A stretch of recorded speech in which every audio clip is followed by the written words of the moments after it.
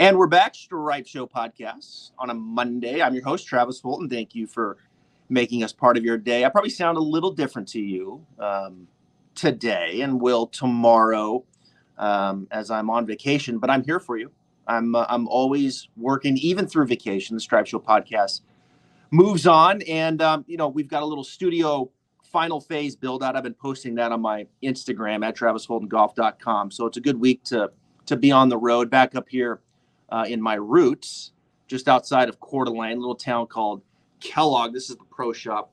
When I was little, was running around and causing havoc in and learning the game. And all the tours collide this week as professional golf rolls on. The Open Championship, 150th playing. And I've been working on getting this guest on. And I think it's appropriate because he's only about a 6-hour drive north of me, up in one of the most beautiful parts of the world, the Banff, Canmore area in Canada. Luke Elvey, how you doing, buddy? Morning, Travis. Lovely to chat to you. Yeah, we could almost drive together and do this in person. We're that close, mate. Yeah, maybe we should meet in Bonners Ferry, right? Just right there at the border there, play a little golf. Actually, I would rather just come all the way up into your neck of the woods because I've been up there a few times. And for those of you watching or listening right now, I mean, this is a beautiful part of the country. Northern Idaho has been kind of discovered now. Coeur d'Alene, it's kind of the who's who, celebrities buying up the land there. But then you go further north and you get into Canada and you just got some of these gems in Canmore of golf courses. And of course, Banff is known in how beautiful it is. I played Fairmont Hot Springs up there. There's another course that I can't think of right now, but I can just recall these images, and they're all over the place, and just how beautiful the golf is up there. It's spectacular, Travis. Obviously, being Australian, moving to the Canadian Rockies was a massive shift for me. I've traded the beaches and beauty of Sydney, the harbour, where I called home for best part of 35 years. Now for the Canadian Rockies, the golf here is spectacular. You're absolutely right. Breathtaking golf. A lot of Instagram pictures, as you'd imagine, with all those stunning backdrops. It's been a joy to call this part home, over the last 7 or 8 years as my career transitioned to North America. But I also like where you are right now. I think Hayden Lake, Coeur d'Alene, that northern part of Idaho, it's just stunning, and some great people and some great golf as well. Yeah, it is great people. They love the golf here, and it's short here. I can remember when I was young and in high school in Kellogg, I would probably play like 7 months, hard, and then you could have another month, maybe month and a half where it's pretty cold. You might play in snowflakes once in a while, but you do what you have to do up here. But a lot to talk about, with professional golf. And I love this time of year. I love waking up, seeing the Genesis Scottish Open on. And then you get to roll into some more golf in the afternoon, little celebrity golf. And of course, this week you've got the Open Championship. And in many ways, these tours are colliding this week, right? I mean, there's competition on the table. Of course, PGA Tour aligns itself further with the DP World Tour. And that was a nice tournament, Genesis Scottish Open. Really enjoyed that. But now you have a competitor in the LIV series, which you've got players playing in that now. And of course, they're all coming together in St. Andrews. And before we get to that discussion, let me ask you about Xander here, who is turning on as of late. There's a lot of people right now tuning in. There's like, hey, Travis, you've been a little critical of Xander with his game, especially late on a Sunday. I feel like Xander, there's Xander that kind of leads you up to Sunday. And then when it's time to put a tournament away, you see a different kind of Xander. He was 0 for 5 coming into the Travelers with the lead going into Sunday. Now he's 2 for 5. He's put back-to-back away. He sandwiched the JP McManus charity event in the middle, so you could argue he's won 3. Pretty hot field, that one. Yeah. He started to look a little more comfortable. I mean, he looked more comfortable to me late on a Sunday. What do you think? Open Championship? Just go ahead and make it 4 in a row for the X-Man? Yeah. Well, things happen in threes. We often remark on that, don't we? And if we're talking about formal events, then that would be the 3rd one in a row for Xander. Yep. Look, you're absolutely right. People can, be harsh at you for being critical of him, for being, struggling with his ability to close on Sundays. But that's what happened for the best part of 3.5 years. When he came out on the scene, in fact, his very first victory, I was doing the job that Amanda Balionis does on CBS there at the Greenbrier. And he pulled that off. Davis Love was, looking to become the oldest man at 55 to win a PGA Tour event, and Xander came from behind and beat him. We saw him peel off a few victories quite quickly in his career, and we thought, oh, wow, the X-Man, he's special. He's got that X factor. Right. But as, he started to get into his career, he started to make some big mistakes when it mattered down the stretch. And look, I am fortunate enough to host holes 15 and 16 at Augusta National every year, and I turn the clock back just to 2021 when he was playing in the final group alongside Hideki Matsuyama. And Hideki had a meltdown on 15. He shot his second shot into the pond on 16, over the green and into the pond, and made double, and Xander made birdie. It was this 3-shot swing. Then all of a sudden, Xander standing on the 16th tee, right in this championship, 3 holes to play in the tournament, and then just completely whiffs his shot, misses the target by a good 30 yards, rinses it in the water, makes triple, gone. As quick as he got into position, the moment was too much for him. And that had happened a few times for him in his career between these wins. So to see him now put a couple back-to-back on the board, obviously that Olympic gold medal was a nice touch in his career. But the strength of field, not even remotely close to the strength of field that he's been beating here at the Travellers and also the Scottish Open. So, Look, we've seen what he's done with all those top finishes in majors, a lot of second places, a lot of contentions. I wouldn't be surprised if he puts it all together again this week because, again, the golf course is perfect for him. I mean, Xander to me was Colin Morikawa before Colin Morikawa came on the scene. Yeah, no, that's well put. And I look at it, I kind of call it like situational golf, right? Like we know all of these guys on tour are the best of the best. We get that. And then you watch them out there on tour, and you watch the players that kind of separate themselves from there, right? And to me, those are the great players. Like Morikawa's a great player. Jon Rahm's a great player. Justin Thomas a great player. I call Xander, up to the point we're seeing right now, Xander's a good player. I think he's a great player. I'm not putting him in that same category. I want to see late on a Sunday major championship, I want to see him slam the door shut like he did at the Genesis Scottish Open. That was encouraging to me with Xander. Even at the Travellers, I felt Thigala kind of opened the door for him with the shot out of the bunker. I thought he tried too much. Xander's watching it from the tee. He knows, okay. But all the pressure was on. Xander was feeling it. You could see him struggling a little bit in the back nine, some tentative shots. So even there, I was like, I don't feel that different about Xander. I feel a little different about Xander this morning. I thought that was big. I thought it was a big Sunday for him. A couple birdies coming in to put that tournament away. I'll say this with Xander also. I felt like, and this is how I'll transition a little bit forward here with the LIV. I felt like at the Travellers, Xander made the decision that he was going to stay with the PGA Tour. A lot of these guys, they have to make a choice. And a lot of them have taken a lot of time that have been offered a significant amount of money. I think X-Man probably has been offered a significant amount of money to go over to LIV. I think he was on the fence. I think he made the decision to stay with the Tour. The Travellers early this week. I think a lot of times when you make the decision one way or the other, it's like the world's been lifted. Let's go play some instinctive golf. That's how I feel. How many do you think, Luke, are still in that position like Xander has been? I feel like Cantlay is still in that position where there's a decision to make. Household names, there's a decision to make. Are you going to go take the money and play some golf at the LIV, or are you going to stay with the Tour? I think Xander made the decision at Travellers. He's staying. How many do you think are still a bit on the fence that's out there? Well, that's a what if. It's not a question that we could genuinely answer with any real confidence. I'm sure there's plenty that have offers on the table.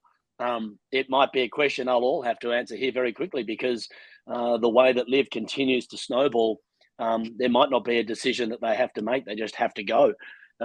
Or there is a meeting of the tours and LIV and they get together and they find a resolution. It's certainly not an easy scenario for any player right now because, to be fair, Travis, this isn't new. They've been dealing with this. They've had genuine, interest from opposition tours for the last 6 to 7 years. These PGL and LIV tours have been floating around the scenes for 7 years. Mm-hmm. This isn't just I've got to work out now. Now, this is when the money's come on the table and it's become legit now. Right. But it's been floating around the scene for a long time. And, the fact that it's just come to the fore now is pertinent. What was your reaction when the Open decided not to invite Greg Norman? I was a little surprised that they made the decision, the Open Championship, reaching out to Greg Norman, of course, the commissioner of the LIV Tour, fellow Australian, and they basically said, look, you're not invited, stay off the property. Were you surprised? Yeah, I was. I also wasn't surprised for a number of reasons, but John McGuinness said it best, fellow media man and former PGA Tour professional. He said, you don't earn an invitation to this event. You don't earn a seat at the table of the Champions Dinner.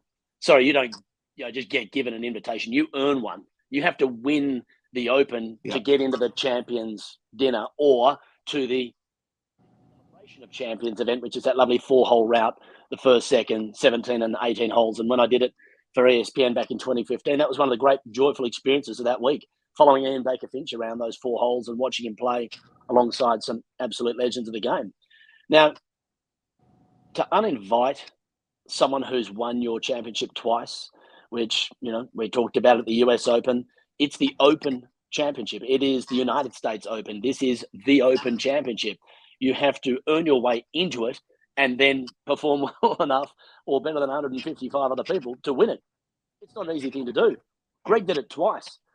This championship used to hang its hat on Greg Norman. He was the man. He and Nick Faldo through the 80s and 90s were the men in this championship for about 10 years before Tiger came along. And now they're saying, okay, Greg, you've made choices that we don't like. We don't want to cause a ruckus the week of our 150th celebration, so we're not going to invite you. By doing that, that caused more of a ruckus than would have if he just turned up to the Champions Dinner and played in that Celebration of Champions. I don't applaud the decision. I think they made a mistake, but that's just my opinion. Everyone's got one, and plenty have had their say on it. Yeah, those are a lot of valid points there, and I think it'd be interesting if Greg did show up, how many perhaps maybe wouldn't have showed up, right? That have been in, not agreeing obviously with everything that happens with the LIV and what Greg has put forth with this tour. What do you mean, like your past champions not showing up? I'm just curious, like if there would have been past champions that wouldn't have showed up, they'd have been uncomfortable. It'd be interesting to see. I think what's been missed in all of this, Travis, is that professional golfers play for money. They've traveled all around the world. They've moved their lives all around the world. Greg's a prime example. He had to move to the United States to play professional golf at the elite level because that's where the biggest and the best fields were. That's what every professional golfer does. They don't move to another part of the world and call that home for FedEx Cup points. Let's not be disrespectful, but they don't play for FedEx Cup points. They play for money. Mm-hmm. So all people are doing again now is moving somewhere else to play some money, for some money. Sure, it's an astonishing amount of money, but that's what they're doing. It's not, this is the whole thing that I think everyone's missed here is that that's what professional golfers do. They play for money and they're trying to win as much as they can. When you look at the LIV, you've been, fairly supportive of it, which I've appreciated watching and reading your stuff as you've looked at it from both sides, and you've been out there very comfortable in supporting LIV. And when you watch everything that's transpired with this tour or with this series, you look at, everything that led up with Greg and the launch of this. You look at the events that, that transpired with Phil and how those things kind of blew up with, Alan Shipnutt's book. You're now 2 tournaments in, right? They've played 2 tournaments, which, look, I said last week, if they're sitting around the board at the LIV and Greg Norman and his team, I think they got to feel pretty good about how things are going. I mean, pulling off 2 events is a major undertaking in professional golf. And I think the product looked pretty good on YouTube. They've been able to attract some big names and DJ, Bryson, and Brooks. There's a lot of critics out there. I'd say I'm probably one of them, although I'm looking at it with an open mind. And you look at these critics, what would you say to them as far as after all these things have happened, 2 tournaments in, what's what are we missing with the LIV? Look, guys, this is good stuff for professional golf. This is what we need more of in professional golf. LIV's got it right. What would you say those maybe 1, 2, or 3 things would be? Well, before we dive into that, I just want to respond saying I haven't been vocally supportive of LIV. I've just been seeing it in totality. Right. I don't have a shoe in either camp. I keep saying, like, the biggest issue I've faced with all of this is that people these days are very quick to label you something. Mm-hmm. Oh, he's a LIV supporter. Oh, he's pro PGA Tour. Or oh, he's a Republican, or he's a Democrat. 90% of us in this world, Travis, and I firmly believe this, we're centrists. We sit in the middle. We have feet in both camps for whatever reason. There's certain issues we agree with on one side of the fence and certain on the other.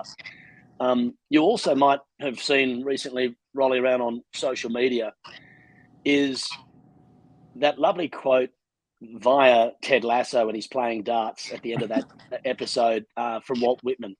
He said, "Be curious, not judgmental." Mm-hmm.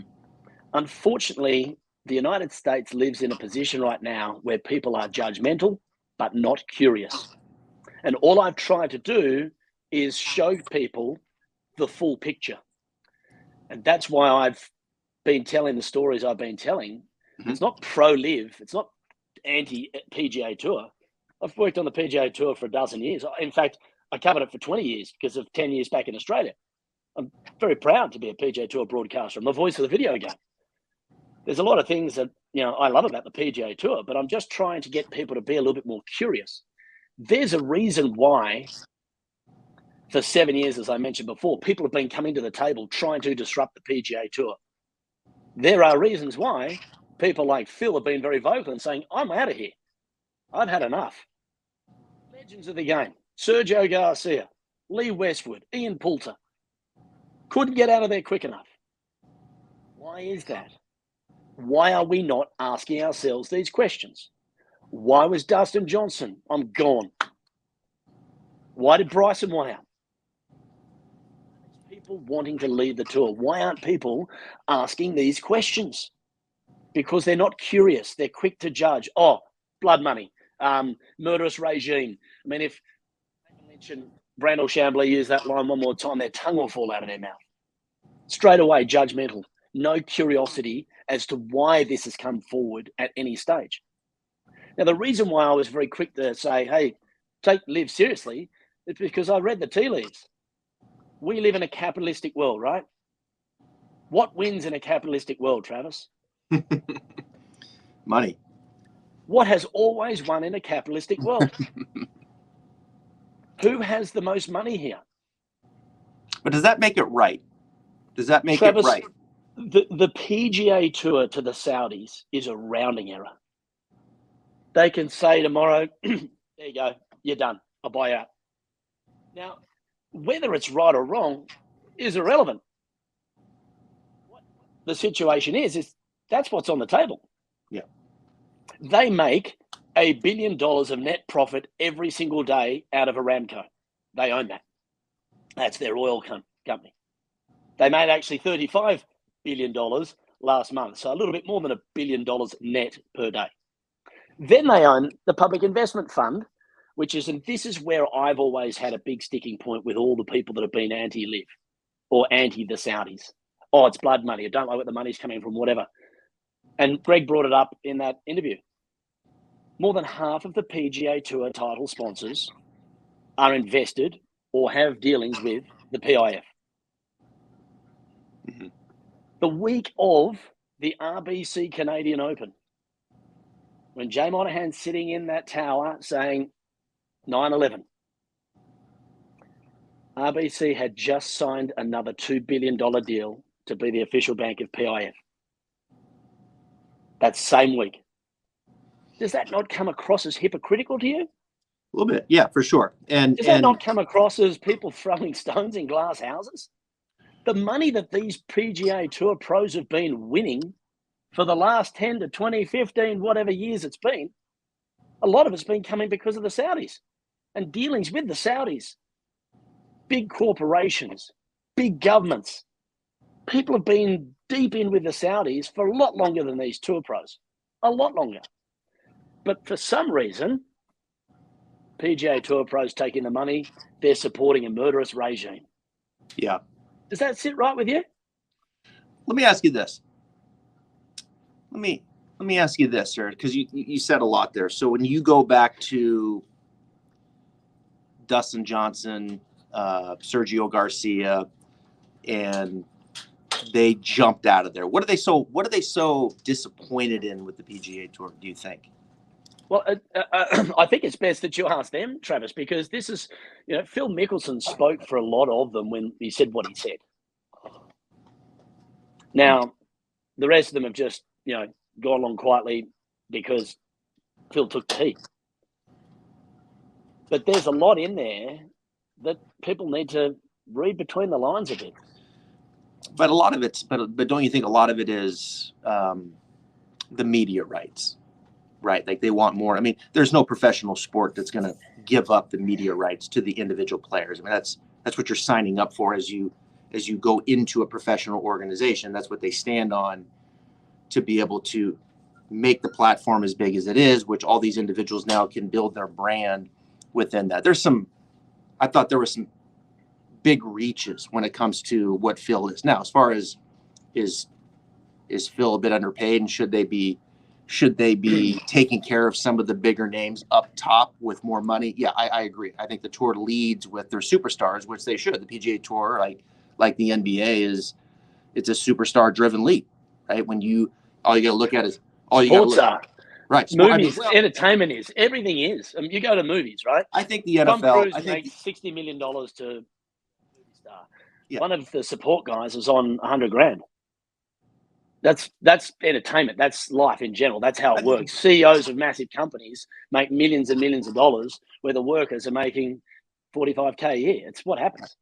More so in golf, more so in the NBA. I think the NFL leads a little bit different. I think the Major League Baseball is a little bit different. Certainly, you need superstars, but they're designed a little bit different around the franchises, around the cities. Right, where golf, it's a driven league. I mean, the Korn Ferry Tour is not anywhere near the size as the PGA Tour. Why is that? The players, right? The superstars. But I find it interesting that I hear what you're saying on, all of this money in the capitalistic world. I get all that. It doesn't make it right. Doesn't make that those intentions are what's best for the professional game.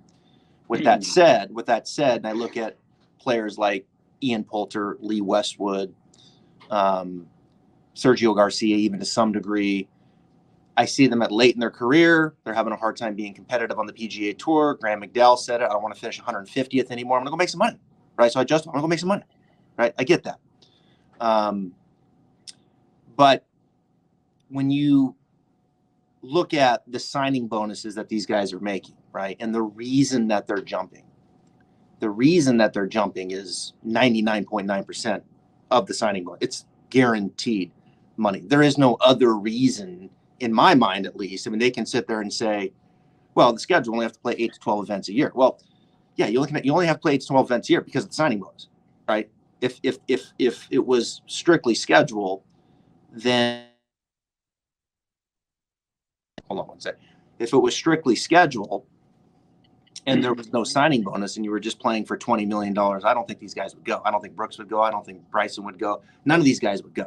So to me, this schedule, right? Yeah, we could spend more time with their family, and you hear that as a justification of why they left the tour, right? Like that's in my mind what I'm hearing from the players. To answer your question, is because of the schedule. You spend more time with the tour. We don't have to play as much. And I've been a critic of the PGA Tour. I think they ask a lot of their players. I mean, there's no break in the schedule, Luke. I mean, you finish the FedEx Cup, and 1 week later, you're starting another season. It's like, my goodness, my brain's about ready to explode. But the reason, at least in my mind, that DJ left, Bryson left, Brooks left, is $100 million plus guarantee in money. Of course it is. Of course it is. That's not even in question. Yeah. But to your point there, and I get asked this all the time, and I've been asked by a couple of the top announcers on the PGA Tour when I've worked with them on the tour. They've said, well, what's happened to the Australian Tour? That used to be so good. I said, this tour happened to the Australian Tour. The Australian Tour used to run from October through to March. Epic. You'd have Gary Player, Arnold Palmer, Jack Nicklaus, Tom Watson, greats of American golf and world golf with Seve would come and play in these major events in Australia because they needed to build themselves up to get ready for the PGA Tour that started in March and went through to September. But now the PGA Tour goes, well, if we can control the entire calendar, then we'll have this monopoly. So that forces all the great players of the world to have to move and live in America or play in America. And that's what happened. Mm-hmm. So all those players from countries like England, South Africa, Australia, Spain, Germany with Martin Keimer, a lot of these guys are like, I get to be where I want to be now, make silly money, and I'm working 12 to 14 weeks a year. Does that sound good to you? Of course it does. Name me one human on planet who'd go, no thanks, I don't want to borrow that. Yeah. And that's really the conversation. Now that the PGA Tour has not only genuine competition, they've got a rival they cannot beat. Yep. They've got a rival they cannot beat. And even Jay Monahan said, if this is a war about money, we are unarmed. They've got nukes, we've got knives. Right. So he's accepted that. So he's gone to the layer of Saudi Arabia. Yeah. Hypocrisy and all of that is. I think the. Before you move on, Travis. Yeah, go ahead. And so for the players, they've now had to become politicians because the people from America who might be losing their tour aren't happy about that. Yet all of these other world tours, South Africa, the world tour in terms of the European tour, the Australian tour, the Asian tour, they're almost defunct. They're almost non-existent. They're extinct because of the PGA Tour.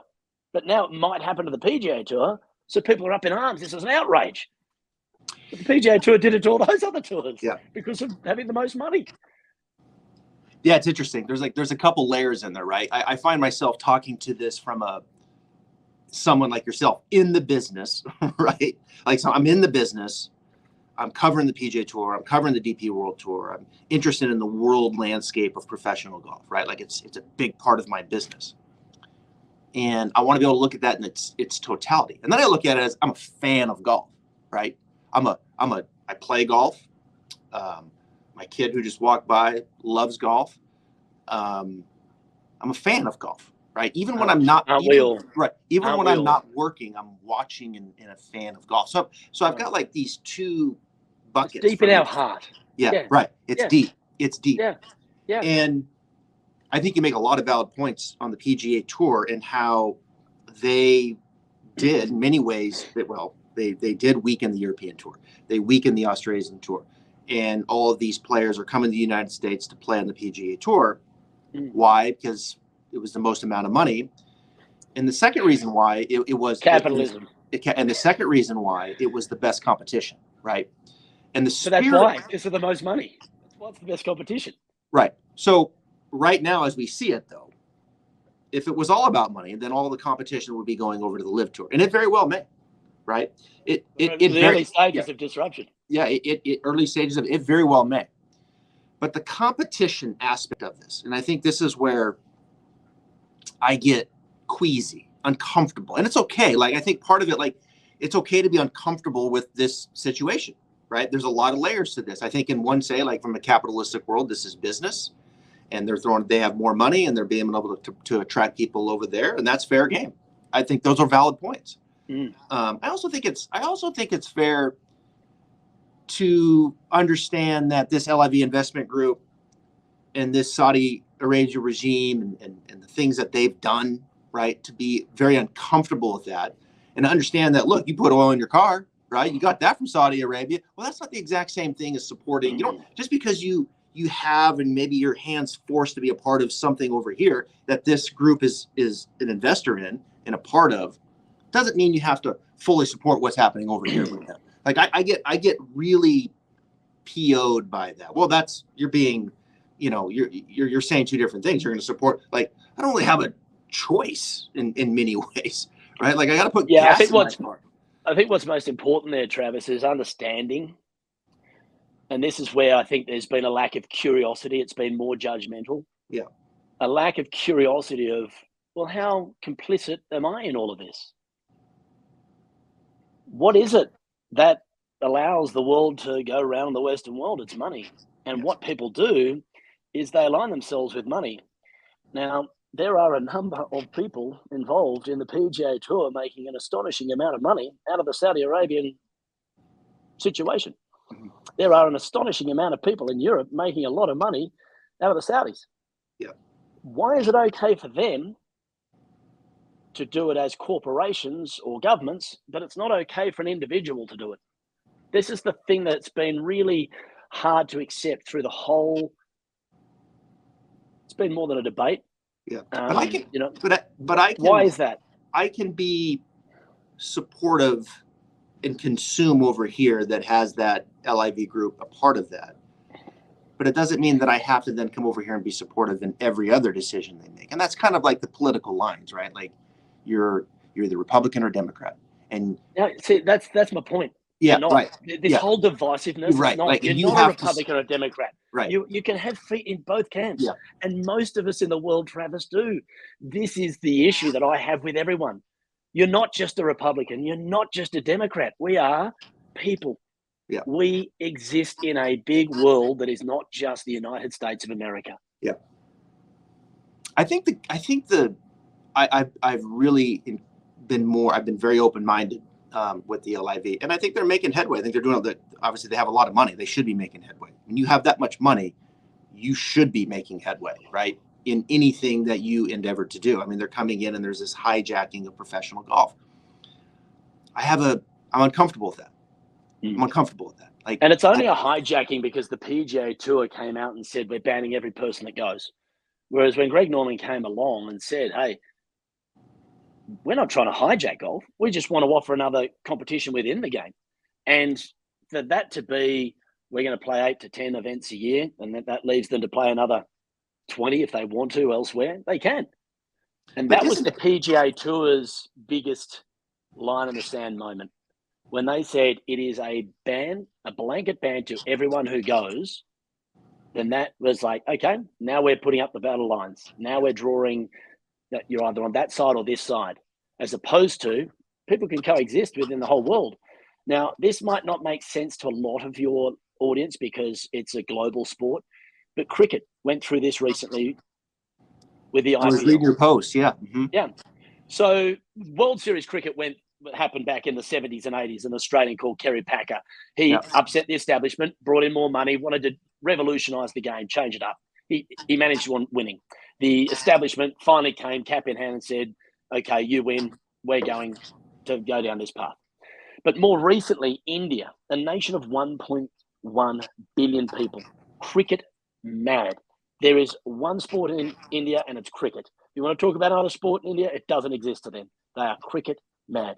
And they created this competition called the IPL, the Indian Premier League, which is 2020 cricket. It's a smaller version of cricket. It goes for about 3 hours, a bit like a game of baseball. Mm-hmm. And it makes billions of dollars. And all the other cricket boards around the world said, well, we can't compete with the money, so why don't we break off a 3-month window in the year so this can go on, so our players can go and make some money over there, then come back and play on our tours. So we don't lose. No one loses. Everyone wins. And that's what they did. Mm-hmm. And it's working beautifully. It's a massive success, and everyone's happy.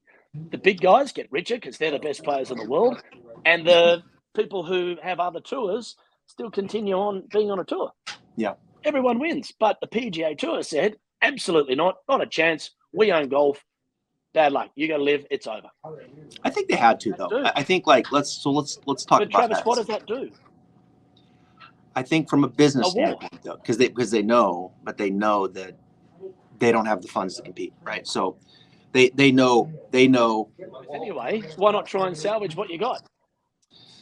I think that's an interesting point, and I think that's where this is all going now. Is will Commissioner Monahan sit down and talk? Right? I think that's where this is going. Like, will there be conversations between Greg, and Jay. I think with Greg, it's difficult. Like, I think he wants to put him out. I don't think he wants to work with him. I think for Greg's standpoint, he's like, we're going to put him out of business. I mean, I think on the front, he's saying, look, we want to work together and be a part of this. But I think in the end, his end game is, look, we will control professional golf.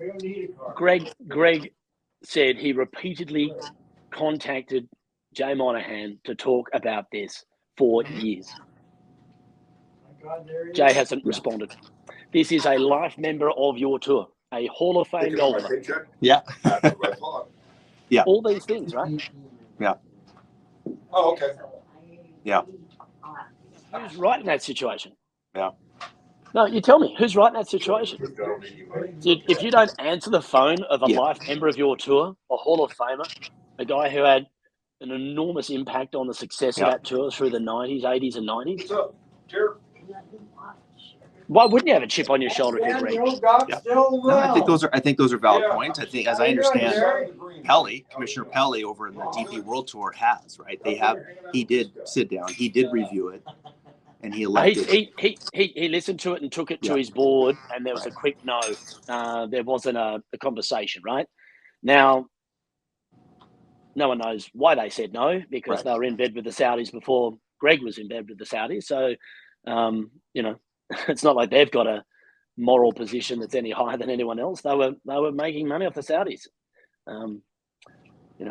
Again, Travis, I mean, this is such a deeper conversation on so many different levels, and the powers that be make decisions for whatever reason. And to your point, you're saying that Jay feels the best way to win this is to blanket know everything. And Rory McIlroy, who's been basically the spokesman of the PGA Tour since this began, he said, no, it's time that we all get back in the same room and talk. And I think that he made a very valid point there, is that it's obvious to all of us that we're going to exist in a world now of fractured tours, that we're not going to get the best of the best very often. And this was how you started the entire podcast, is that this week, like we had at the US Open last month, we're going to have a situation where all the best players in the world are playing together, and then they go away again. And that'll be the last time we see it until maybe the Masters in April, depending on how the world plays out. Yeah. Now, but Rory's point of, come on, guys, let's put everything aside and just talk about finding a solution. And that's what I'm all about. That, to me, is where golf needs to go right now. It's so blatantly obvious that that's where golf needs to go. But that takes the power brokers in the game having to just swallow a little bit and go, okay, maybe I have to answer Greg's phone call. Maybe we need to talk about this. Let's see how this can work for the betterment of the game. And unfortunately, too much oxygen has been wasted on debating the points on whether this is right or morally correct, or, what people have been saying are being truthful and honest. I'm a massive be authentic, be real person. Always have been, always will be. That is all we have in our life, is to be authentic and be real. And unfortunately, there hasn't been any authenticity coming from the top people in the game. And they need to be more authentic and get something done properly for the sake of everyone like you, like me, that has this game in their heart, deep in their soul. They can't wait to see another, tournament. They can't wait to get out and have another game. They can't wait to share it with their family and friends. This is what people are starting to get really annoyed about. And that's where we've gotten to, Travis. Yeah, that's well said. It's well said. And one of the reasons I wanted to have you on the pod here today is to give my audience that, I think, a bit more of this holistic and open-minded look in conversation. Because I have, and I've tried, and as you can hear me speaking as someone who's in the business, someone who is a fan of the game, someone who has worked closely with the PGA Tour, as you have, the Golf Channel, golf as it exists up to this point, and then to see this LIV come in and hijack because of all the money they have. It's been very uncomfortable, but then also to be uncomfortable and take a step back and say, look at it from its totality, right? Listen to voices like Luke, who's looking at it from a holistic approach. Doesn't mean you have to agree with it, but you got to listen to it, and I think, curious. Yeah, you got to be curious. Yeah, I think that's the key word. I've written that down 3 times here today, as you said that. That's a key word here. Curious. I'm curious in golf instruction, right? That's helped me develop in that sector of my business to be the best that I can be. In running professional golf tours, you have to be curious, right? You have to be open-minded. And I think the regime and the background that Saudi Arabia has certainly makes it more uncomfortable. And I think you have to be sensitive to that and what's happened over there with human rights issues and the killing of the reporter and this and that. Like you have to be sensitive to all those things. Do you want to go into business with those kinds of people?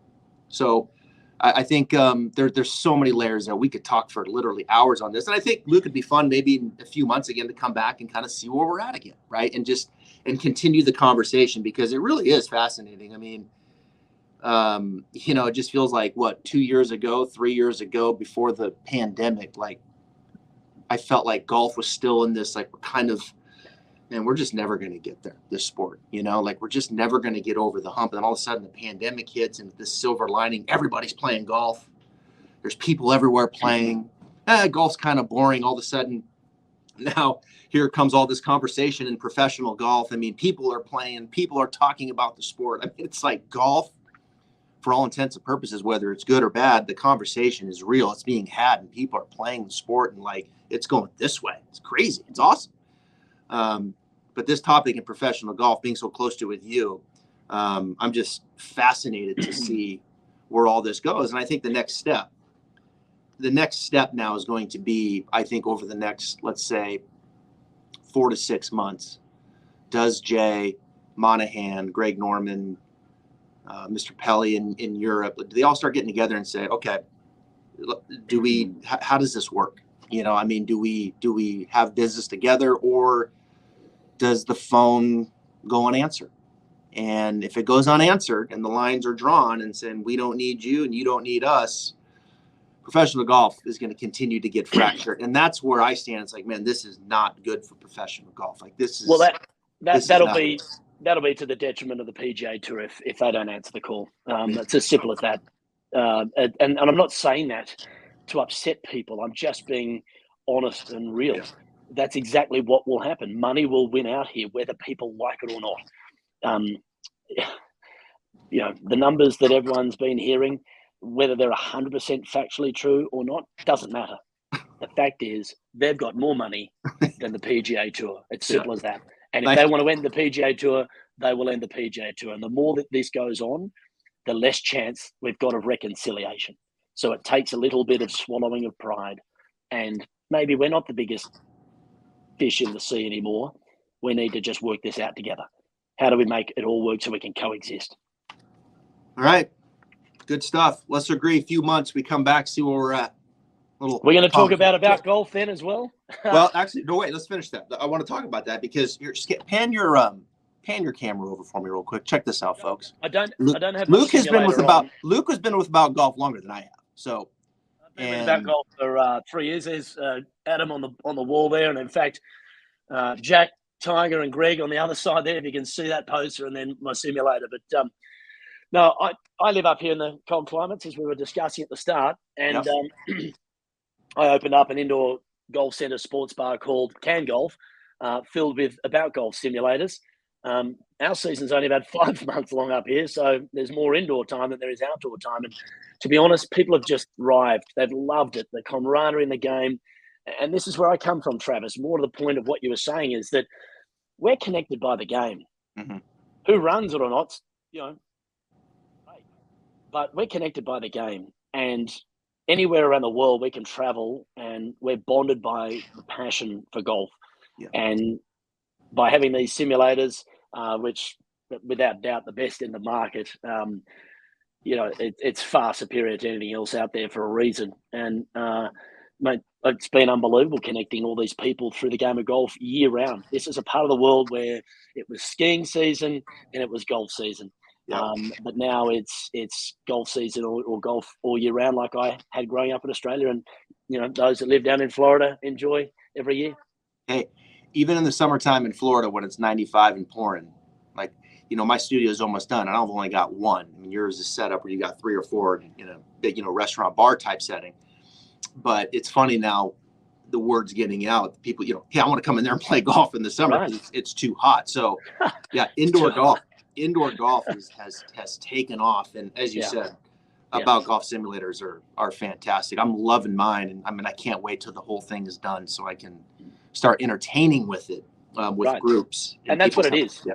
It's entertainment, right? And it's people say, "Oh, is it Top Golf?" I said, "Oh, to an extent, but it's better than Top Golf because the great player loves it as well. If you go to Top Golf and you hit a couple of funky balls and a couple of targets, it's like, yeah, I'd rather sit down and have a few beers and a chat with my mates. But here in these simulators, it is a proper, authentic experience. The short game is legit. I just played the old course yesterday in preparation for the Open, to watch it and just get the undulations on the greens and the nuances of that incredible course. It's one of 86 courses we have at our fingertips on a daily basis. It's outrageously good. And, people are toying with the fact of getting a simulator. I say this wholeheartedly, is there is only one simulator you should buy, and that's About Golf. They are the best. Good stuff, man. You brought it. I knew you would. Love the conversation. This was a lot of fun, Luke. We'll reconvene here in a few months again and see where we're at. That sound okay? Right, take care, buddy. Mate. Enjoy Luke the Open, everyone. Check him out at Luke_LV on Twitter, right? At Luke_LV on Twitter.